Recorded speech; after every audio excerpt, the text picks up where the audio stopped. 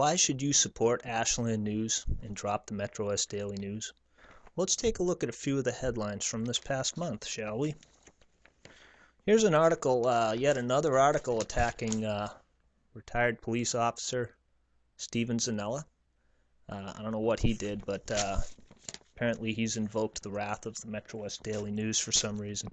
Consider they're focusing on his overtime pay with front page articles when you consider some of the things they ignore, some of these other police officers do.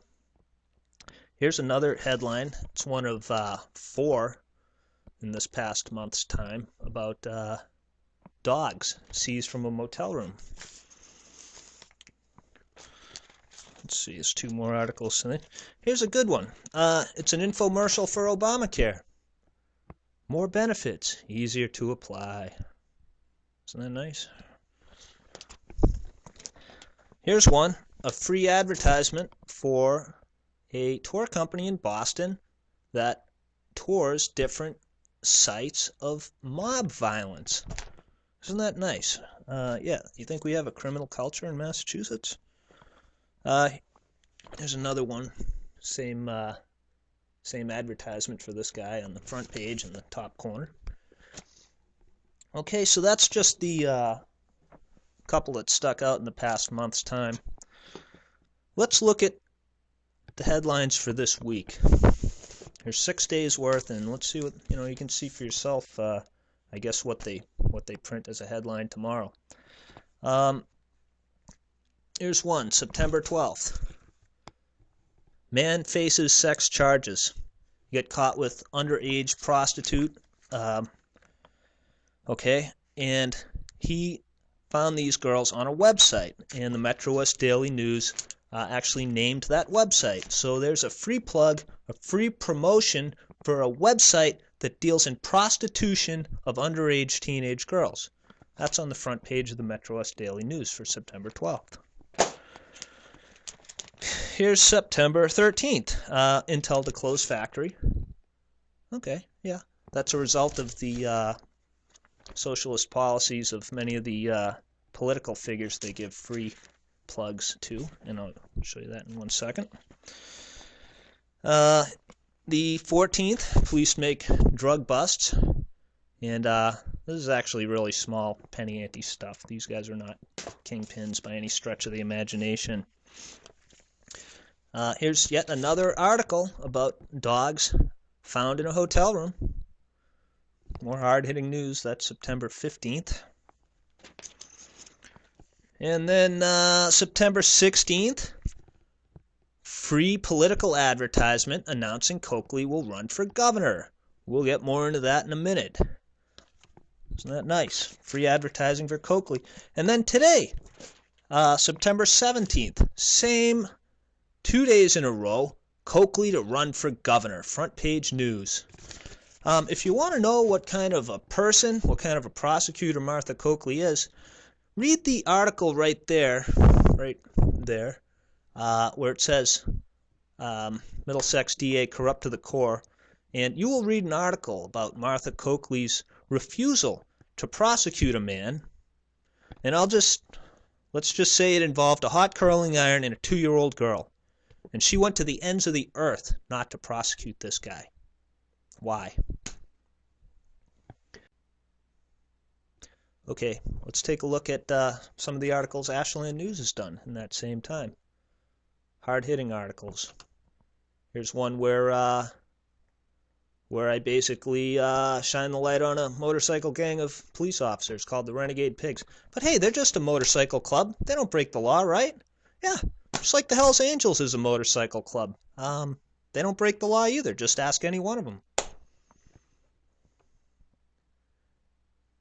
Another article, hard-hitting. September 4th, the same day, they did an article. Metrowest Daily News did an article about dogs in a motel room. Ashland News did an article reiterating former Chief Melnick's warning of potential backlash from Iraq of a terrorist attack in Ashland. And I got into other topics. Heavy research. Told people what to look for. Okay? Not an easy article to write. But that's hard-hitting news, even if it does make some people feel uncomfortable. Here's another article Ashland News did about Richard Odell, again, being beaten in the VFW parking lot by off-duty cops, while other off-duty cops looked on and then laughed at him after.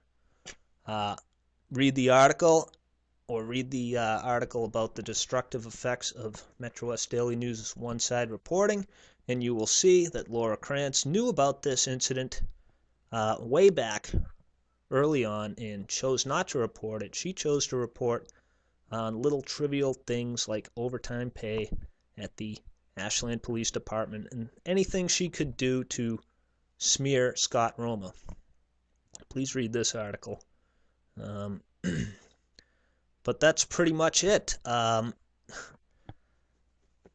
Look, there's an old saying, and that is people deserve the government that they get. And if you don't think that children deserve to be treated like this, the way Martha Coakley treats people, the way she does not prosecute people who rape children, that's her track record. That's not one incident. There's dozens, if not hundreds, of examples I could give.